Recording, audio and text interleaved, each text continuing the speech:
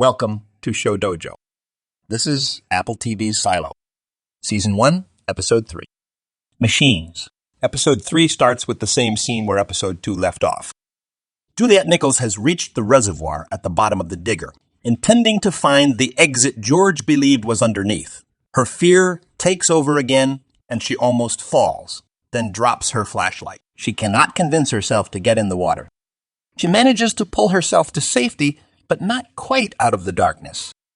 With alcohol in one hand and George's watch in the other, she goes into a trance, drinking, reminiscing about George, and crying to herself. The next day, she is hours late for work and is nursing a nasty hangover. She is woken up to the silo shaking violently.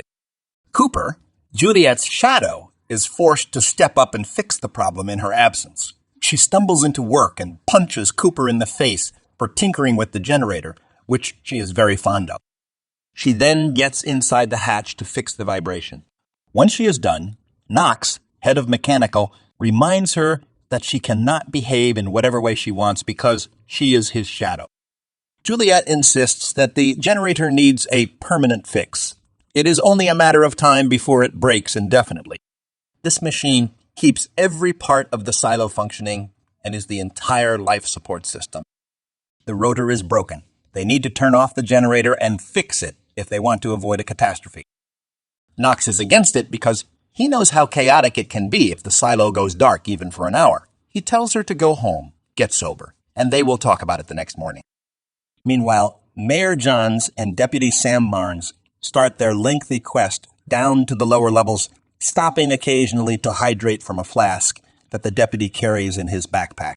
On their journey, they meet excited citizens and well-wishers, but they are also being closely watched by members of the judicial. Eventually, they make a stop at Bernard's to ask the head of IT for his opinion on Juliette Nicholls as a candidate for sheriff. Bernard brushes away the idea, claiming that she is a thief who once stole heat-resistant tape. The mayor should go with Judge Meadows' suggestion, Paul Billings. He reminds her that she needs to make the decision quickly because people are already taking up arms to protect themselves in case there is a compromise in law and order. Next on their trip, they stop off at the maternity ward, where Juliette's father, Dr. Pete Nicholls, works. Pete admits that he hasn't spoken to his daughter in a while. He argues that Juliette always had a knack for fixing things.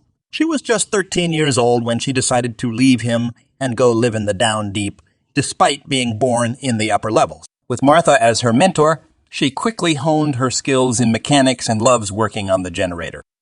Juliette is currently with Martha at her workshop. She tells her about George and his clues, and that she is angry at herself for being scared of the water. When Martha tries to reassure her of her strength, she snaps and tells Martha that she will never understand and cannot advise on matters of life because she has never even stepped outside her workshop, at least not for the last 20 years. Under Judge Meadows' orders, Sims, head of security, approaches Ruth and Sam. Like Bernard, he tries to make her understand how Paul Billings is a much better candidate for the job. Mayor Jahns tells Sims that she will decide who will be the sheriff only after she meets Nicholls. Before walking away, Sims offers them a dessert, which they both refuse, suspicious of his intentions. The mayor and sheriff's deputy finally make it down to mechanical, but the place is in chaos. The generator is shaking. Juliette returns to work on it again. While she continues to work, Mayor Jahns leaves to confide in an old friend. Coincidentally, it is Martha. The mayor inquires about Juliette Nicholls. After Nicholls is done working on the machine, Mayor John returns to meet her. She is very impressed, and she immediately offers Nicholls the position of sheriff. Nicholls is shocked and overwhelmed by this proposal, but instantly turns it down, stating that the engineer is the most important job in the silo, and she can't let it go. Mayor Jahns accepts her decision and gives her Holston Becker's badge before leaving with Deputy Sam. Later on, as Nicholls is talking about the mayor's offer with Knox and the others in the mechanical department, Hank asks if he can see the badge. He notices something engraved on its back, which he shows her. Spotting the message on the badge, she rushes after Ruth, catches up to her, and tells her that she is ready to become the sheriff only if she is allowed one favor. She needs one day to fix the generator first. The mayor gives her 8 hours. Through the intercom system, the citizens are informed that there will be a power outage, and they must stay indoors or in safe zones during this curfew. The mechanical team formulates a plan. They have a short window of time to assess and fix the machine once they begin repairs. They determine that the most likely problem is a dent in the rotor blades. To fix this, they have to cut off the steam flow that powers the generator. They will need to close the valve that links the steam pipe to the containment chamber. Once the valve is closed, they will have 30 minutes before the steam gathers enough heat and the valve needs to be opened again.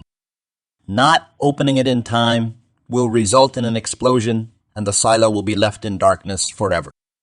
Knox greenlights the mission. The generator is powered down.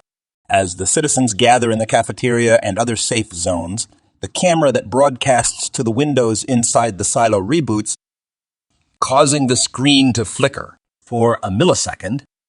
It broadcasts a different image of the outside world before turning on. A few lucky citizens see that luscious green meadow that Allison and Holston had seen. Most of them are completely confused by what it is. The silo goes dark. Back in the generator room, the team removes the panels and instantly spot the problem. Juliette and Cooper take out the broken blade that is causing the wobble in the rotor. Cooper is still intimidated by Juliette from getting punched in the face earlier and is working nervously. As he tries to tie the heavy blade to a rope to send it down to be straightened, it slips from his hands and falls straight down many levels. Thankfully, no one is hurt.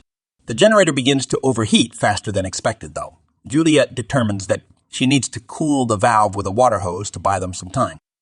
She reassures Cooper that he is ready to take over her job and assigns him to welding. In this nail-biting sequence, pipes start to burst, and she begins to drown as the water level in the containment chamber rises. Cooper manages to fit and reattach the blade just in time. Juliette resurfaces as the generator is restarted right before it explodes. Relieved to have saved the silo, everyone celebrates as the machine begins to work properly once again. As this is all happening, Ruth and Sam get a little more familiar with one another as they walk through the silo with a lantern in hand. They share a kiss and discuss retiring and spending the rest of their lives together. After the lights have come back on, Juliette says her final goodbyes to her old friend Martha. She thanks her for everything and apologizes for earlier. Before leaving, she gives Martha a gift from George's collection of relics, the camcorder. Mayor Ruth and Deputy Sam are making their way back up the levels. As they take a break to hydrate, Bernard approaches them and confronts the mayor about the darkness in the silo the previous night. Surprisingly, he knows that Jahns made a deal with Nicholls. He warns her that the consequences of her decision will endanger the 10,000 residents of the silo and the generations that follow. Juliette is also heading up to assume her new job as sheriff.